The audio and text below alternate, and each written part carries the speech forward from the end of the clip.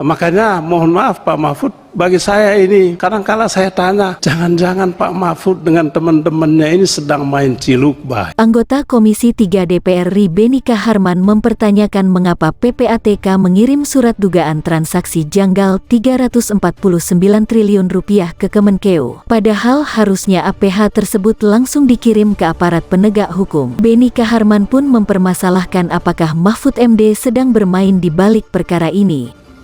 Jadi saya ingin sekali Pak Menko ambil kasus ini sebagai case building tadi dan jangan dibawa ke tindak pidana kepabeanan. Saya menduga ada praktek illegal mining di sini. Saya dapat kabar juga bahwa ada permain modus lah ya. Modus ya biasa. Modus itu emas ini ekspor impor, ekspor emas perhiasan dengan bahan baku dari luar, tetapi bahan baku dari luar tidak pernah masuk, padahal dia mendapat fasilitas pajak. Itu yang terjadi. Jadi bahan baku yang masuk jauh lebih sedikit dari emas hiasan dia ekspor. Sehingga dua kali dapat keuntungan dia. Untung dari pajak tadi, bebas pajak tadi. Yang kedua praktek illegal mining di dalam ini. Dan saya rasa ini sudah menjadi modus pada umumnya. Saya kaget tadi ketika diulas itu soal tindak pidana kepabeanan. Wah ini terjebak ini. Kalau bisa aparat penegak hukum juga diperiksa. Kalau mau, kalau sungguh-sungguh ya. Tapi kalau tidak sungguh-sungguh ya habis di situ saja.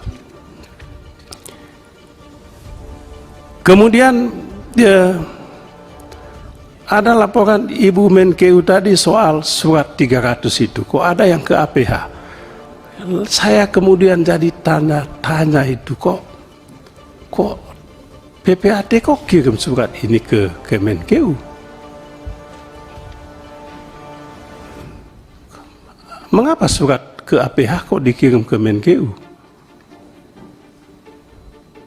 Langsung tuh ke aparat penegak hukum. Makanya mohon maaf Pak Mahfud, bagi saya ini kadang-kala saya tanya, jangan-jangan Pak Mahfud dengan teman-temannya ini sedang main ciluk bah ini. Kita yang kena.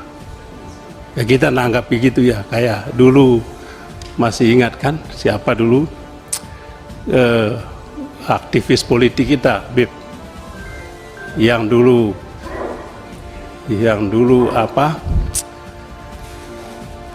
siapa namanya tahun 2018 aktivis politik kita Ratna Sarumpait tuh yang mukanya luka, lalu kita tanggapi di publik kita yang kena Pak Mahfud, padahal kena prank kita ini. Saya hampir dipanggil polisi, bukan dipanggil lagi, udah kirim surat ke saya untuk dipanggil hanya karena menanggapi pemberitaan tentang aktivis yang mukanya jadi jelek akibat salah operasi, padahal fiktif itu.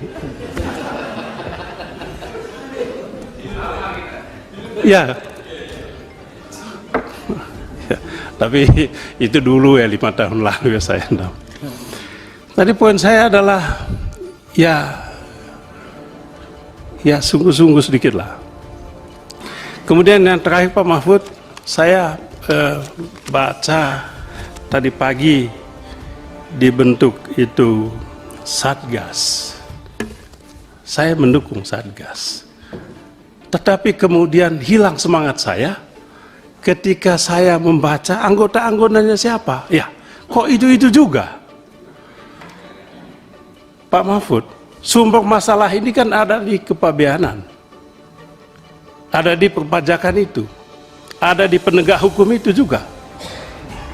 Kok mereka lagi jadi anggotanya? Tidak masuk di akal saya itu. Bagi saya ini bagian dari agenda untuk close up kasus ini, close kasus ini, secara halus mungkin. Tapi ya, adalah pertanyaan publik. Serius nggak Pak Mahfud? Sungguh-sungguh nggak Ibu Menkeu? Kalau bisa, Satgas independen,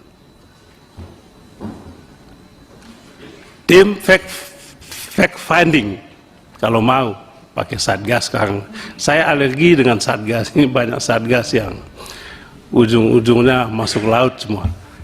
Tadi kalau sungguh-sungguh pemerintah, bentuklah Satgas independen.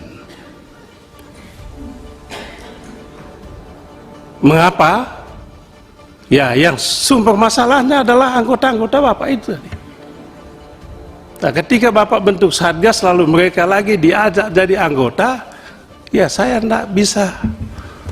Ya, kita ini lagi membangun optimisme, membangun harapan. Oleh sebab itu kalau ada kesungguhan, itu jalannya.